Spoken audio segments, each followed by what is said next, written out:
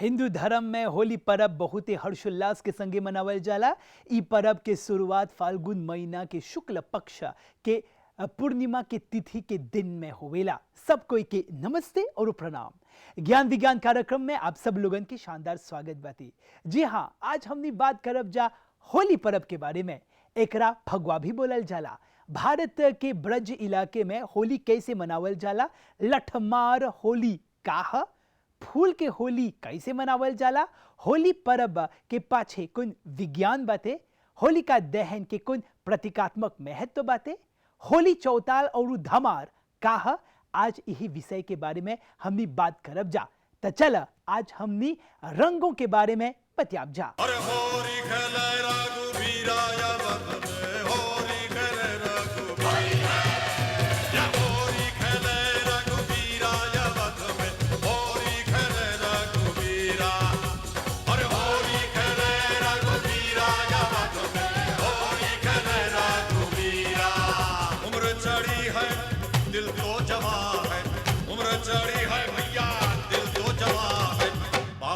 भर के मुझे जरा झनका दे पैजनिया, बाहों में भर के मुझे जरा झनका दे पैजनिया।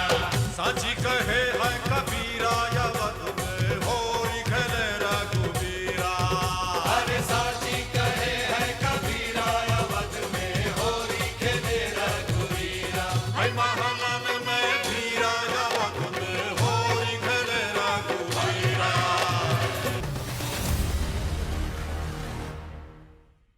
भारत के उत्तर प्रदेश के ब्रज इलाका पर ही होली के एगो खास महत्व बाती। काहे कि फगवा भगवान श्री कृष्ण से संबंध रखेला। मथुरा, वृंदावन, गोकुल और बरसाना जैसन शहर में अपन प्रसिद्ध अनुष्ठान खातिर जानल जाला। बरसाना में लठमार होली के पर्व मनावल जाला, जे भरती दुनिया में विशेष रूप से लोकप्रिय बाती। ब्रज में त 40 दिन ले होली के पर्व मनावल जाला। हर दिन मंदिर में अलग अलग तरीके से फगवा मनावल जाला। होली के 7 दिन के दौरान त असली उत्साह बढ़ जाला। एकर शुरुआत बरसाना, लड्डू मार और लठमार होला होली खेलल जाला। ऐसन प्रकार के परंपरा ढेर गो बरिस से होते आवता। लठमार होली खेले खातिर लाखों श्रद्धालु बरसाना शहर में आवेलन जा। बरसाना के हर गली में ई लठमार विधि में भाग लेवे खातिर भक्त से खचाखच भरल रहिला। हिया ले ऐसन सुंदर नजारा देखे खातिर परदेश से भी ढेर जना आवेलन जा।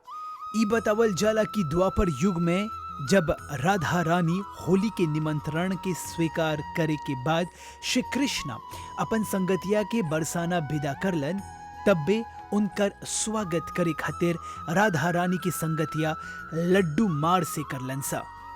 ये परंपरा के चलत उ दिन से लेके हबीले लड्डू मार होली मनावल जाला। है लड्डू मार के परंपरा शिव जी के मंदिर से सांझ के 5 बजे के बेरा में शुरू होवेला। एक धार्मिक मान्यता यह कि श्री कृष्ण अपन संगतिया के संगे बरसाना गल रहलन जा और हौजा परी राधा रानी और उनकर सखी लोगन के संगे होली खेलत हलन सा। ई दौरान श्री कृष्ण राधा रानी के संगे हंसी चिटोलियां करलन। वही बखत राधा रानी और उनकर सखी खिसिया कर रहलन जा। तब्बे उ लोग श्री कृष्ण और उनकर संगतिया पर लठ बरसावे लगल और उ लोग के भगा दिले रहलन सा। ई प्रथा तब से लेके आज ले बरकरार बाती। जोन जोन महिला बरसाना करेलन सा उ लोग के होरियारिन बुलल जाला।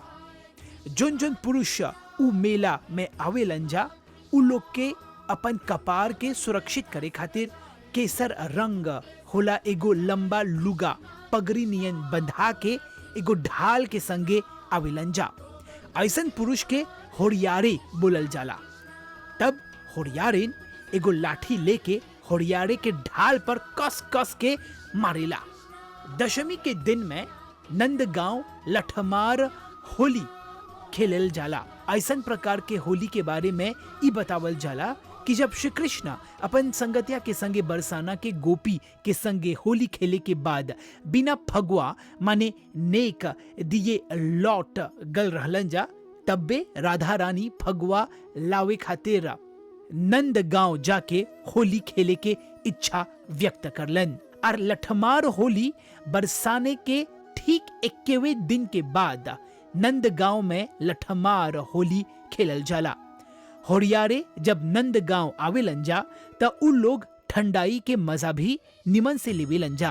वही बखत मंदिर के गोस्वामी समाज के बगल से होरियारे लोगन पर फूल और अबीर के बरसावल जाला। तबे सांझ के 5 से 6 बजे नंदगांव में होरियारे के स्वागत करे खातिर होरियारिन अपन लठ लेके तैयार रहेलन जा। तबे शुरू होवेला प्रेम से लठमार होली। फूलों के होली एगो उत्साहपूर्ण परब बाटे जे भारत के उत्तर प्रांत खासकर ब्रज, मथुरा और बरसाना जैसन इलाके पर धूमधाम से मनावल जाला। ये त्योहार श्री कृष्ण और राधा रानी के प्रेम और वसंत ऋतु के आयला के प्रतीक है। मंदिर के अंगना और लाहो से माने आसमान में फूलों से रंग जाला। ई एगो सुंदर और अद्भुत दृश्य रहेला जे भरती दुनिया में बहुत ही प्रसिद्ध बाती।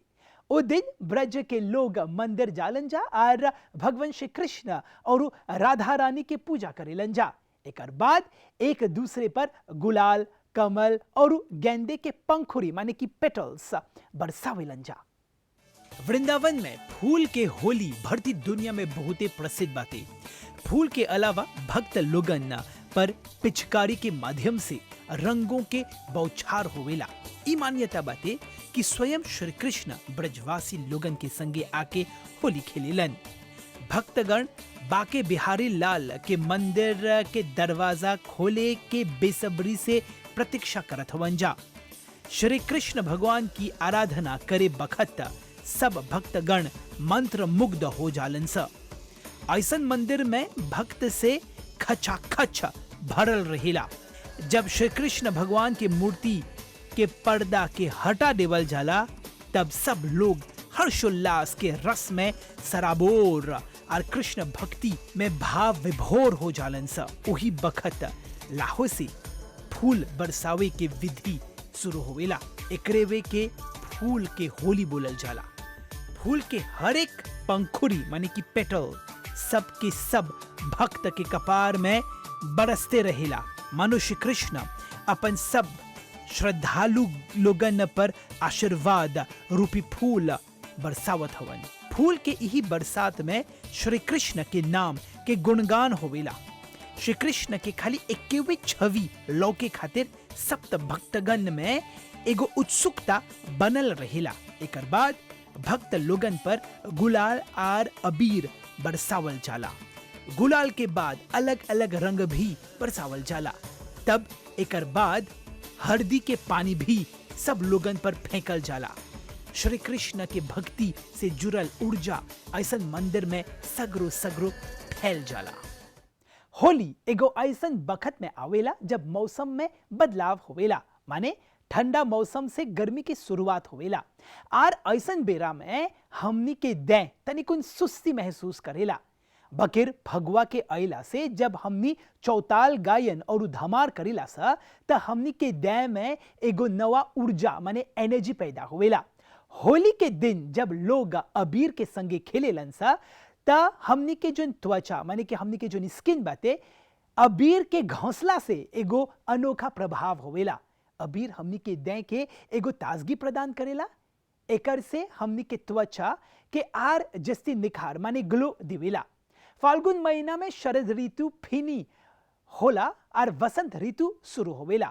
त ऐसन परिवर्तन काल में ढेर गो बैक्टीरिया उत्पन्न होवेला और सगरो सगरो उ लोग ढंकेलन सा। अब जब होलिका दहन करल जाला त 145 फ़ारेनहाइट के तापमान माने के टेम्परेचर बढ़ जाला, जहां पर एटमॉस्फेयर में जितना जो ढंकल बैक्टीरिया रहेला उस सब के सब जड़ के मर जालन सा। एकर से परिवर्तन भी होवेला हमनी के पर्यावरण में और हमनी के जो पर्यावरण बाते उ सफा हो जाला। यही खातिर होलिका दहन के भी एगो खास महत्व बाते। एगो ऐसन बखत रहल जहाँ परी प्रहलाद नाम होला एगो छोकरा रहल जे विष्णु भगवान के परम भक्त रहल। बकिर उनकर पिताजी हिरण्यकशिपुर विष्णु भगवान के अपन दुश्मन मानत हरल, काहे कि हिरण्यकशिपुर के अमर रहे के वरदान उ बखत मिल गए रहल। हिरण्यकशिपुर के बहिन होलिका ई सुझाव दिलन कि उ प्रहलाद के लेके अपन गोदी में बिठा के एगो बेथा आग में बैठी, काहे कि होलिका के भी न जरे के वरदान मिलल रहल। बकिर जब उ अगुआ धर गल त होलिका जड़ के राख हो गल और प्रहलाद जैसन तैसन ऐसने वे रह गल। उनकरा कुछो नहीं होल, काहे कि विष्णु भगवान अपन भक्त प्रहलाद के रक्षा करलन, माने बुराई पर अच्छाई के जीत होल। मॉरिशस में भी होली बहुत चाव के संगे मनावल जाला। 40 दिन के अगारीवे से बैठका और मंदिर में ताल ठोकाए, माने पारंपरिक और लोकगीत, होली के लोकगीत गावल जाला। हये के होली चौताल और धमार बोलल जाला। चौताल माने 4 गो प्रकार के ताल बाते, इमे दीपचंदी ताल, दादरा ताल, कहेड़वा और रूपक ताल शामिल बाते। मॉरिशस में चौताल गायन के बहुते महत्व दिवल जाला। हिया ले अलग अलग स्तर पर होली चौताल कंपटीशन माने की प्रतियोगिता भी करल जाला। हमनी के कर्तव्य है कि हमनी अपन लड़का के चौताल गायन सिखावे के चाहिए, और अगर नहीं जानत हुआ त ओकरा लेके एगो मंदिर में जाए के चाहिए जहां पर हौजा उ देखी कि कैसे एगो चौताल गायन होवेला।